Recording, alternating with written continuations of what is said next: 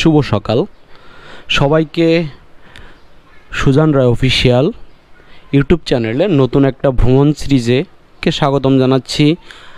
আপনারা নিশ্চয়ই জানেন, যারা আমার চ্যানেলের সাথে কানেক্টেড আছেন, আমার একটা সিরিজ শেষ হয়ে গিয়েছে, যেটা ছিল সিকিম সিরিজ।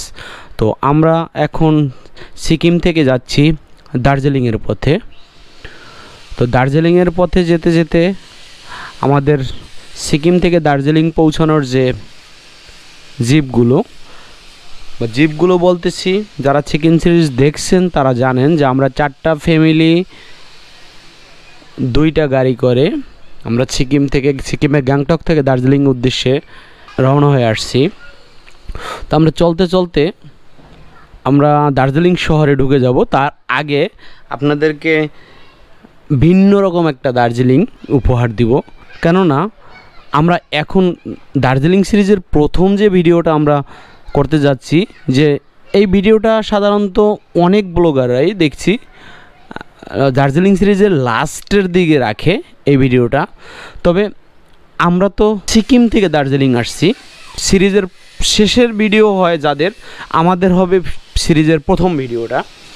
তো এখানে আমাদের ড্রাইভার সাহেব যারা আছেন 2জন, তাদের সাথে কথা হলো যে আমরা দার্জিলিংয়ে ঢোকার পথে আমরা 3টা ভিউ পয়েন্ট কাভার করব। যে ভিউ পয়েন্টগুলো আমরা সাধারণত দার্জিলিং থেকে সিকিম যাওয়ার পথে মানুষ কাভার করে, এবং ড্রাইভারের সাথে এটা চুক্তি করেনি যে এটা আসলে এই কাভার করার জন্য ভিন্ন একটা পথ অবলম্বন করতে হয়। যেই পথে সাধারণত দার্জিলিং থেকে সিকিম থেকে দার্জিলিং আসা যাওয়া করে সচরাচর, এর চেয়েও বেশি পথ তাদের পাড়ি দিতে হয়। তাই ওদের গাড়ির খরচ, ড্রাইভার খরচ একটা আলাদা একটা চুক্তি করে নিলাম।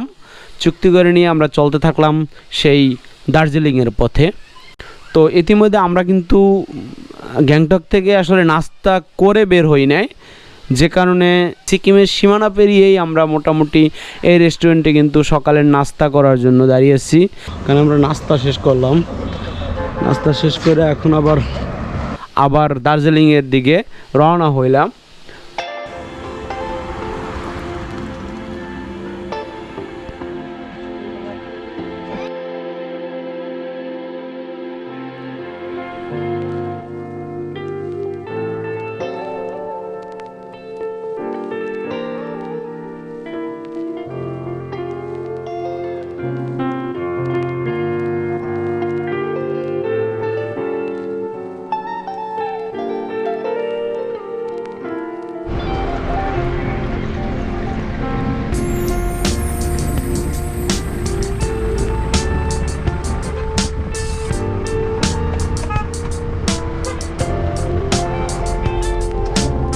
দার্জিলিং ঢোকার পথে 3টা ভিউ পয়েন্ট আমরা কাভার করব। 3 স্টেপ ভিউ পয়েন্ট যেটা বলে দার্জিলিংয়ের 3 স্টেপ ভিউ পয়েন্ট, এটা আলাদা করে সাইট সিন করা যায়, বাট আমরা দার্জিলিংয়ে ঢোকার পথেই এটা সেরে নিব, তাতে একদিন বাঁচবে। ইতিমধ্যে আমরা কিন্তু তিস্তা নদীর একটা ব্রিজের উপর দাঁড়িয়েছি এবং জায়গাটা খুবই সুন্দর লেগেছে। আমি কিন্তু প্রথমে ভুল করেছিলাম যে এটাই বোধহয় আমাদের 3টা ভিউ পয়েন্টের ভিতরে একটা ভিউ পয়েন্ট, কিন্তু না, আমরা পরবর্তীতে জানতে পারলাম এটা আসলে একটা বোনাস ভিউ পয়েন্ট। মানে বোনাস ভিউ পয়েন্টটা আমার কাছে এত সুন্দর লাগছে, এত সুন্দর। তিস্তা নদীর উপর দিয়ে একটা ব্রিজ, আমার সম্ভবত এটাকে সিকিম আর ওয়েস্ট বেঙ্গল 2টাকে কানেক্ট করছে কি না আমি আসলে সঠিক এটা জানি না। তবে যেটা জানি আর যেটা দেখতেছি সেটা হলো এখানে সৌন্দর্য, তিস্তা নদীর সৌন্দর্য আর ব্রিজের কি পরিমাণ বাতাস। মানে আমাদের বোনাস ভিউ পয়েন্ট হিসাবে আমার মনে হয় যে এটা যদি 3 স্টেপ ভিউ পয়েন্টের একটাও হতো, তাহলেও আমরা কিন্তু হতাশ হতাম না।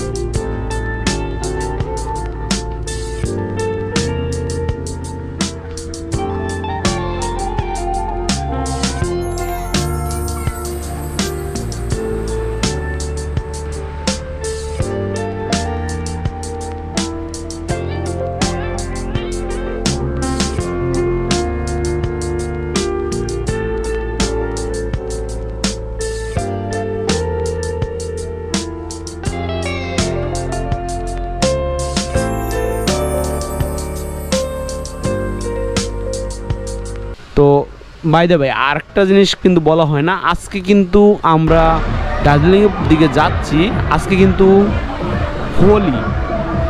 তো সবাইকে হোলির শুভেচ্ছা জানিয়ে হ্যাপি হোলি। আমাদের কিন্তু ভিডিওতে দেখতেছেন যে দার্জিলিংয়ের রাস্তায় সবাই হোলি উদযাপন করছে।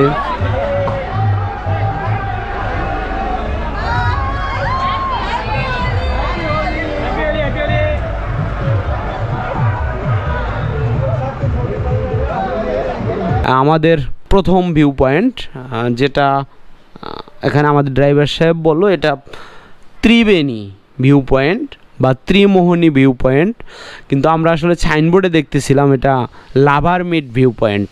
এটার নাম দেওয়া হয়েছে লাভার মিট ভিউ পয়েন্ট। যাই হোক, যে নামই হোক, আমরা ভিউ পয়েন্টটা অনেক উপর থেকে তিস্তা নদী এবং অন্য কি নদীর যে মোহনা, যেটা ত্রিমোহনী ত্রিবেণী যাই যা বলেন, খুব উপর থেকে আমরা খুব সুন্দর একটা দৃশ্য দেখতেছি।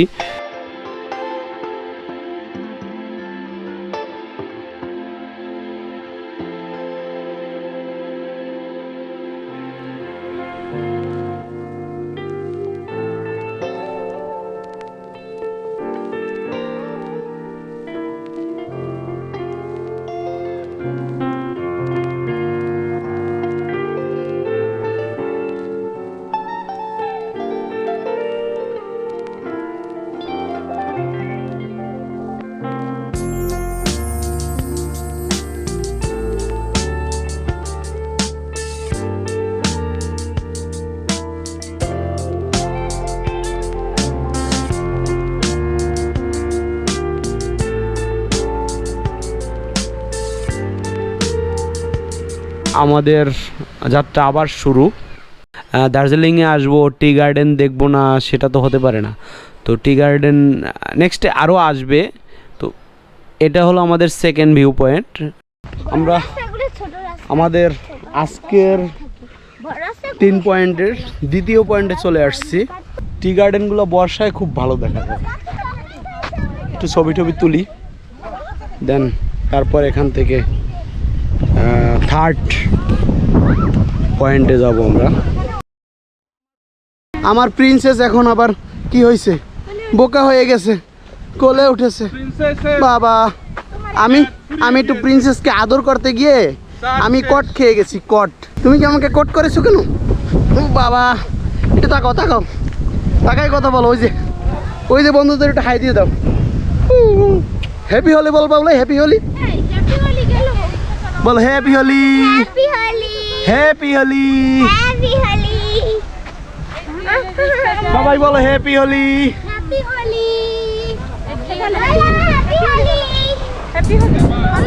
Happy Holi, happy Holi.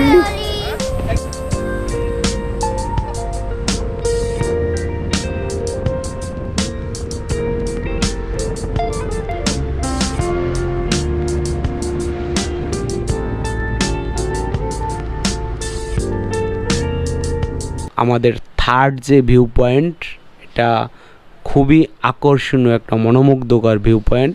আমাদের পার পার্সন 30 রুপি করে এন্ট্রি ফি লাগবে। আর সেটা হলো লামাহাটা পাইন ফরেস্ট।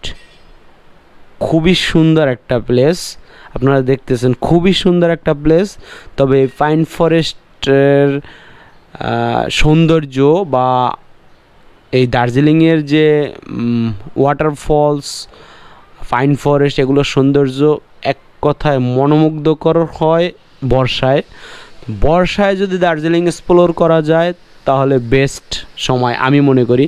যেহেতু আমাদের আসলে এই ভ্রমণের মেইন উদ্দেশ্য ছিল সিকিম বরফ দেখা, যেটা আপনারা অলরেডি আমার এই চ্যানেলের সিকিম ট্যুরের প্লেলিস্টে পেয়ে যাবেন, 5টা ভিডিও দেখে নিতে পারেন।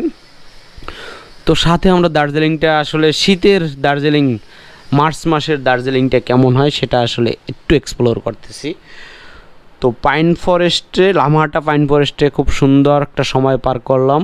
বাই দ্য বাই, পাইন ফরেস্টের ভিতরে কিন্তু একটা পবিত্র লেক আছে, যেটা আসলে আপনাদেরকে আমি দেখাতে পারতেছি না, কারণ কারণ আমরা আসলে দলবদ্ধ হয়ে আসছি এখানে।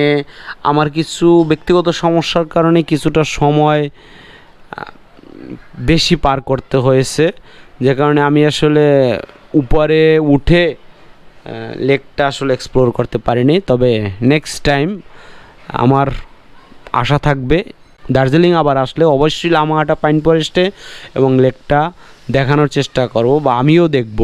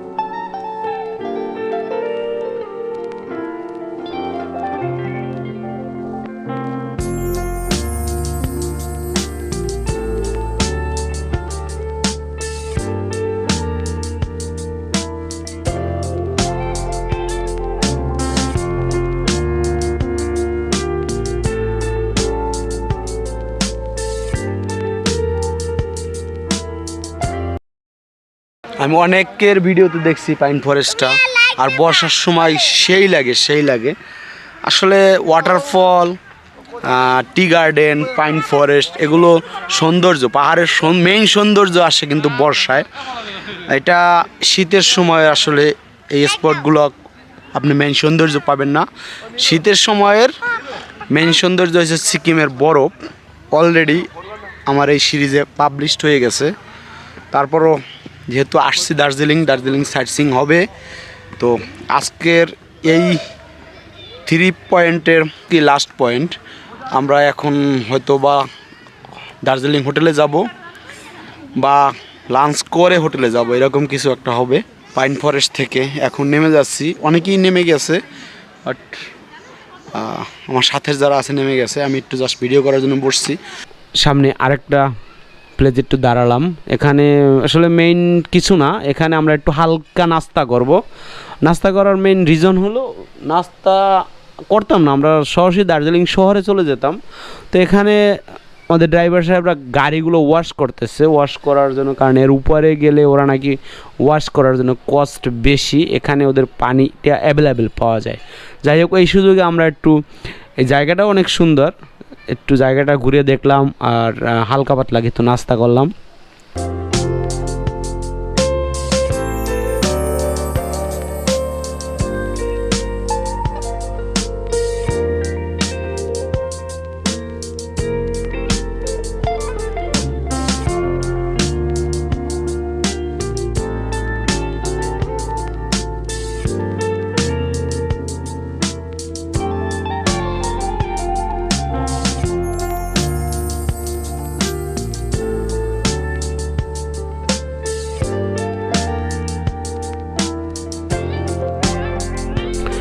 সর্বশেষ আমরা দার্জিলিং শহরে ঢুকে গেলাম, আর এখন দার্জিলিং মল রোডের নাইট ভিউ।